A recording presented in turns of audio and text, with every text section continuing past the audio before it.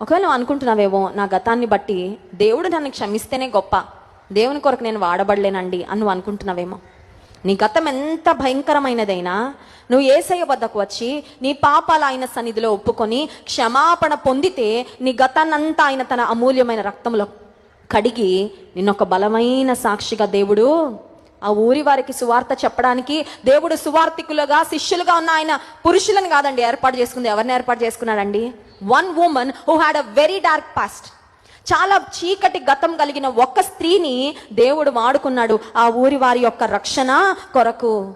మార్చబడిన జీవితమే ఒక గొప్ప అద్భుతం అంటాను నేను.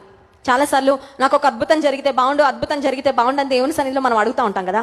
ఒక రోగం పోతే అద్భుతం, ఒక స్వస్థత కార్యం జరిగితే అద్భుతం, మూయబడిన గర్భము తెరవబడితే అద్భుతం, ఉద్యోగం వస్తే అద్భుతం. అఫ్ కోర్స్ ఈ లోక సంబంధంగా కొన్ని కార్యాలు మనం దేవుని నుండి పొందుకున్న తర్వాత దేవుడు నా పక్షంగా అద్భుతం చేశాడండి అని సాక్ష్యం ఇస్తాం. కానీ నేను అనుకుంటాను అత్యద్భుతం ఏంటంటే, అన్ని అద్భుతాలలో గొప్ప అద్భుతం ఏంటంటే ఒక పాపి మారడమే చాలా పెద్ద అద్భుతం. దానికి సాక్ష్యం నేనే, దానికి సాక్ష్యం ఇక్కడ మారిన జీవితాలు కలిగిన మనమే. నమ్మిన వారి స్తోత్రం చెప్దాం. హల్లెలూయా. A changed life is a greatest miracle.